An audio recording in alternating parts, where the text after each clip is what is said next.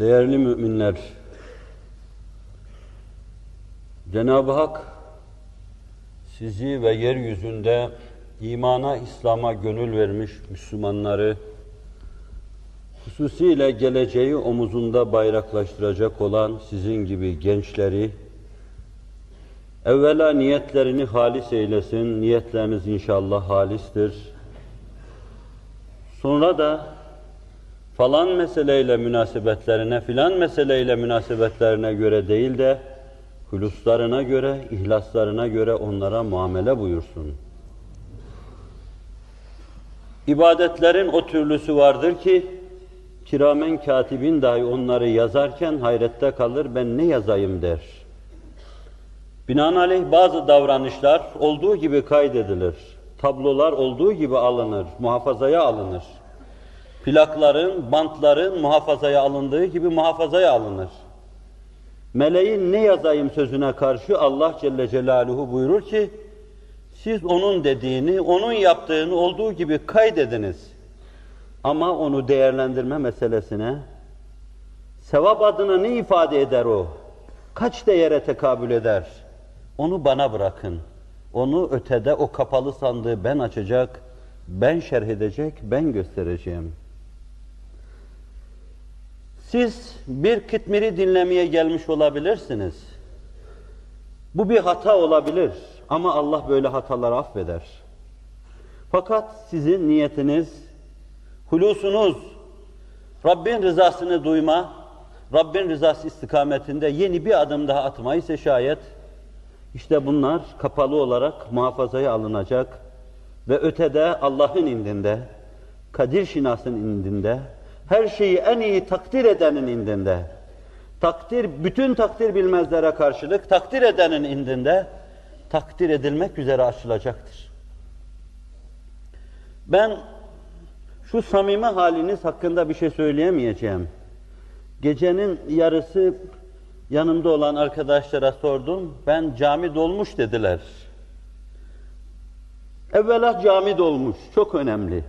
Melekler meseleyi değerlendirirken, camiyi dolduran bir cemaatin hali itibariyle değerlendirecekler. Samimi kaynaşma, bütünleşme, iç içe oturma, belli bir şey intizar etme. Buna göre değerlendirecekler. Ve meseleler buna göre kitabete, buna göre kayda tabi tutulacaktır. Ve sonra her şeyin ötesinde, ötesi sözü ifade etmez, her şeyin evvelinde, her şeyin ahirinde, her şeyin zahirinde, her şeyin batınında, huvel evvel, huvel ahir, huvel zahir, huvel batın olan Allah Celle Celaluhu, o büyük takdirleriyle takdir edecektir. Bırakın kulumun durumunu takdir etmeyi ben yapayım. Onlar benim kullarımsa, kalplerinden geçenleri de ben biliyorsam, hissiyatlarını, ruhlarını saran duygu ve düşünceyi de ben biliyorsam, duygu ve düşünceye göre muamele yapma, onu da değerlendirme de bana aitse şayet, bırakın onu ben yapayım. Ben sizi böyle bir muhavere, böyle bir müzakere, böyle bir kayıt keyfiyetinin takdiri meselesiyle hayalen yüz yüze getireyim, sonra ikinci bir meseleye intikal edeyim müsaadenizle. Bu camiler yeryüzünde ilkiyle beraber Allah namına bina edilmişlerdir. Buralar bina edilmişlerdir ki buralarda Allah tazim edilsin. Buraların minarelerinde Allah Celle Celaluhu onun mübarek ismi ve isminin tevhid içinde zikredilişi ki dinimizin temelidir. Allah ebedlere kadar minarelerde o kutlu sesi ve soluğu kesmesin. Fi buyutin azinallahu en yurfa'a ve yuzkara fiha ismuh yusabbihu lehu fiha bil guduvi vel asal. Sabah akşam buralarda Allah tesbih edilir. Allah'ın mübarek adı, müminlerin ağzında dile getirilen mübarek adı melekler alemine kadar yükselir. Mümin mabede adımını attığı andan itibaren orada gerçekten kime tazim yapılacak, onun mahabbet ve makafeti altına girer. O meclis öyle bir meclistir ki, o meclisin kürsüsünde artık bakan, gören, duyan, her şeyimize nigehban olan Allah vardır. Ve eğer saflarımızın arasında dolaşan birisi varsa, yukarılardan ona müsaade edilmişse, o da kendisiyle alakalı her toplantıda bulunup toplantıyı şereflendirmek için bulunan gönüllerimizin sultanı, gönüllerinizin sultanı, insanlığın efendisi Hz. Muhammed Mustafa vardır. Ve sizi böyle bir mülahaza altında camide hatırlatacağım, çağıracağım, davet edeceğim gibi ukalaca şeylerden kaçınarak sizi böyle bir tablo karşısında camide bulunduğunuz şeyleri takdire davet ediyorum. Kalpleriniz benim anlayış ve idrakimin çok üstünde bunu takdir ediyordur zannediyorum.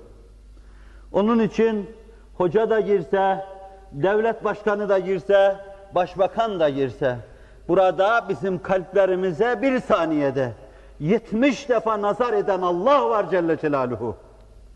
Ve burada onun gözünün içine bakan, onun cemali ve kemalini müşahede eden Hz. Muhammed Mustafa var diyeceksin. Çünkü cemaat onun cemaatidir. Çünkü sultan odur. Çünkü sikkeyi basan odur. Çünkü turrayı kesen odur. Çünkü mihrabın gerçek imamı odur. Bizler ve bütün imam arkadaşlarımız, bizler bütün vaiz arkadaşlarımız, bizler bütün müftü arkadaşlarımız onun arkasında sesine ses katıp sesi arkadaki saflara duyuran müezzinlerden farkımız yoktur. Mihrabın imamı Hz. Muhammed Mustafa'dır. Sallallahu aleyhi ve sellem, minberin hatibi Hz. Muhammed Mustafa'dır. Ve cami bununla manen donatılmıştır. Camiye denk yeryüzünde bir mabet yoktur, olamaz. Nasıl olabilir ki biz hayalimizde az derinleştikçe, az büyüttükçe, az yaklaştıkça, az asırları açtıkça imamın sesinde bile onu duyarız. İmamın soluklarında onu yakalarız. İmamın eğiliş ve kalkışında onu duyar, onu hissederiz.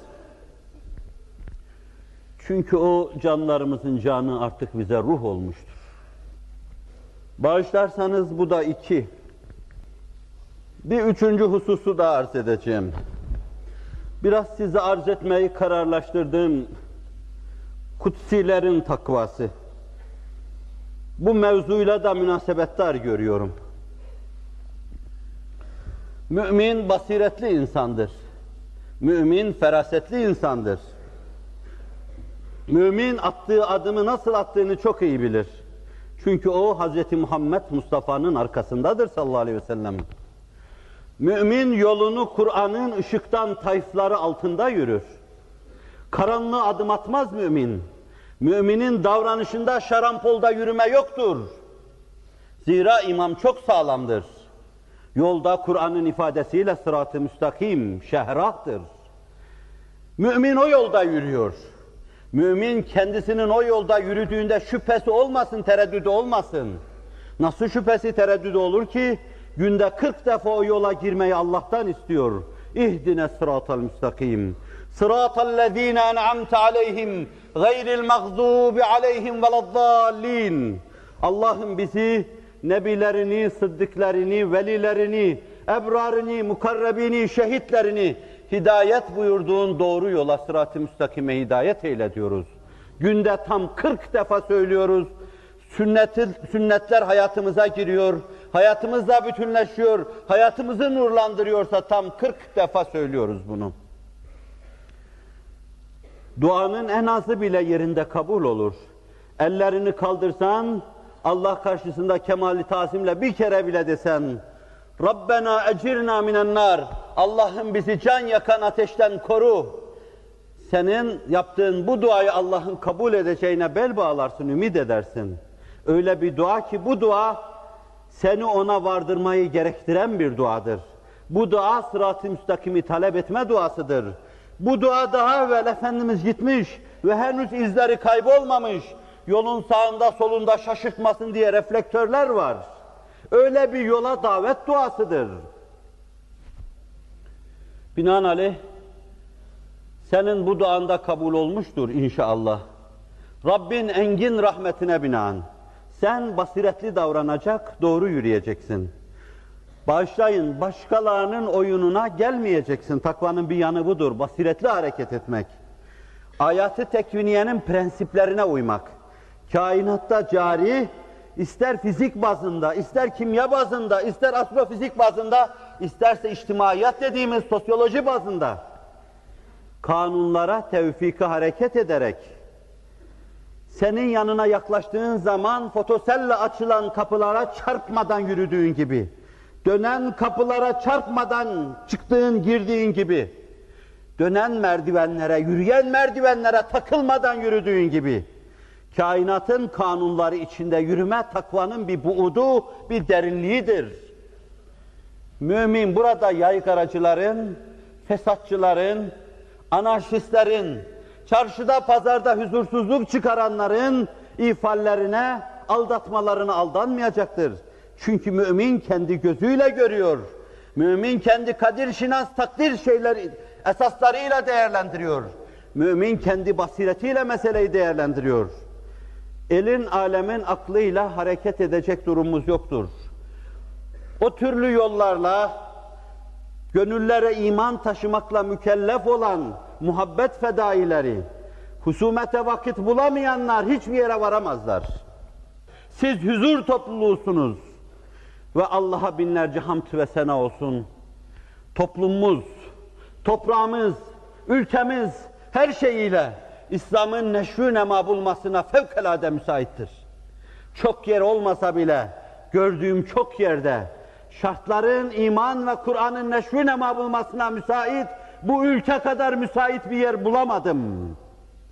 Bu bulamadımlar içine siz isterseniz İslami idare ile idare olunuyor olduklarını iddia eden Suudi Arabistan'ı da katabilirsiniz. Zira ben 3 el elimdeki bir tesbihten ötürü onların istintakına gittim, hesap verdim. Mustantıklarına gittim, hesap verdim. Niye elinde 3 el tesbih var diye mustantıka gittim, hesap verdim. Belki işin içine hislerim karışmış olabilir. Fakat hayır adına, yümün adına kadir şinas olma mecburiyetindeyiz. Ve Allah Celle Celaluhu onları başımızdan aşağıya yağdırmaktadır. Ben basireti idraki de aynı zamanda takvanın bir buğdu, bir derinliği olarak size takdim ettim. Mümin basiretli insandır. Mümin gürültüye gelmez. Mümin aldatılamaz. Mümin ifade edilemez.